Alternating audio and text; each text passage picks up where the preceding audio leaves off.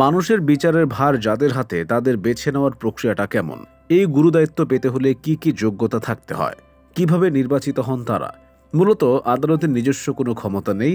আদালতে বিচার কার্য পরিচালনায় আসীন ব্যক্তির ক্ষমতাই আদালতের ক্ষমতা। বাংলাদেশের বিচার ব্যবস্থায় আদালত দুই ধরনের। একটি হলো নিম্ন আদালত বা বিচারিক আদালত, দ্বিতীয়টি উচ্চ আদালত। দুই ধরনের আদালতেরই রয়েছে নানা ভাগ। উচ্চ আদালতে রয়েছে সুপ্রিম কোর্টের আপিল বিভাগ এবং হাইকোর্ট বিভাগ। এই দুই বিভাগেই মূলত বিচারিক আদালতের রায়ের বিরুদ্ধে আপিল হয়। অন্যদিকে নিম্ন আদালতও দুভাগে বিভক্ত, দেওয়ানি ও ফৌজদারি আদালত। দু ধরনের আদালতে বিচারক নিয়োগ প্রক্রিয়া আলাদা। বিচারিক আদালতে চাকরিতে ঢুকতে হয় সহকারী জজ হিসেবে। প্রার্থীদের প্রিলিমিনারি এবং লিখিত পরীক্ষায় পাশ করলে অংশ নিতে হয় মৌখিক পরীক্ষায়। বাংলাদেশ জুডিশিয়াল সার্ভিস কমিশন বিচারক পদে নিয়োগের এই পরীক্ষা নেয়। 3 ধাপের পরীক্ষায় পাশ করা সাপেক্ষেই কেবল এই চাকরিতে যোগদান করা যায়।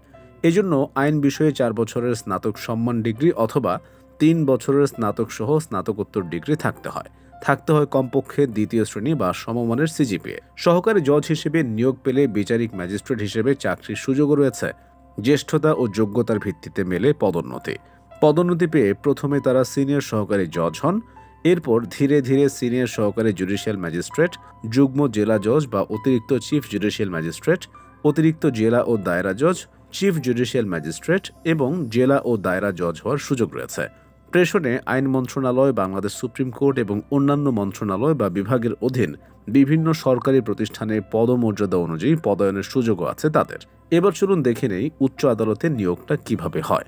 সংবিধান অনুযায়ী প্রধান বিচারপতির সঙ্গে পরামর্শ করে রাষ্ট্রপতি অন্যান্য বিচারককে নিয়োগ দেন। সুপ্রিম কোর্টে কমপক্ষে 10 বছর আইনজীবী হিসেবে কাজ করেছেন অথবা অন্তত 10 বছর কোনো বিচার বিভাগীয় পদে কাজ করেছেন এমন ব্যক্তিদের মধ্য থেকে হাইকোর্টের অস্থায়ী বিচারক হিসেবে বেছে নেওয়া হয়।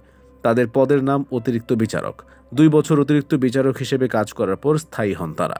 তবে সুপ্রিম কোর্টের আপিল বিভাগ নিয়োগের ক্ষেত্রে নেই কোনো যোগ্যতার শর্ত। সংবিধানে বলা আছে, রাষ্ট্রপতির কাছে সুপ্রিম কোর্টের কোনো বিভাগের বিচারক সংখ্যা বাড়ানো উচিত মনে হলে তিনি যথাযথ যোগ্যতা সম্পন্ন এক বা একাধিক ব্যক্তিকে অনধিক 2 বছরের জন্য অতিরিক্ত বিচারক হিসেবে নিয়োগ দেবেন। তাছাড়া হাইকোর্ট বিভাগের কোনো বিচারককে যে কোনো অস্থায়ী মেয়াদের জন্য আপিল বিভাগে আসন গ্রহণের দায়িত্ব দিতে পারেন রাষ্ট্রপতি। অর্থাৎ দেশের সর্বোচ্চ আদালতে নিয়োগের ক্ষেত্রে রাষ্ট্রপতি উপযুক্ত বিবেচনা করলেই চলে। যদিও সাধারণত হাইকোর্ট বিভাগের স্থায়ী বিচারকরাই এখানে নিয়োগ পান। বয়স 67 হলে অবসরে যেতে হয় তাদের। প্রধান বিচারপতি সমগ্র বাংলাদেশের বিচার বিভাগের প্রধান। সুপ্রিম কোর্টের আপিল বিভাগ এবং হাইকোর্ট বিভাগের বিচারপতিগণ প্রশাসনিক ক্ষেত্রে সরাসরি তার অধীনস্থ। জেলা ও দায়রা জজরা জেলার দেওয়ানি এবং ফৌজদারি আদালতের প্রধান। অন্যদিকে জেলার প্রধান ম্যাজিস্ট্রেট হচ্ছেন চিফ জুডিশিয়াল ম্যাজিস্ট্রেট। মেট্রোপলিটন এলাকার মুখ্য বিচার বিভাগীয় কর্মকর্তাকে মহানগর দায়রা জজ এবং ম্যাজিস্ট্রেট কোর্টের অধিকর্তাকে চিফ মেট্রোপলিটন ম্যাজিস্ট্রেট বলা হয়।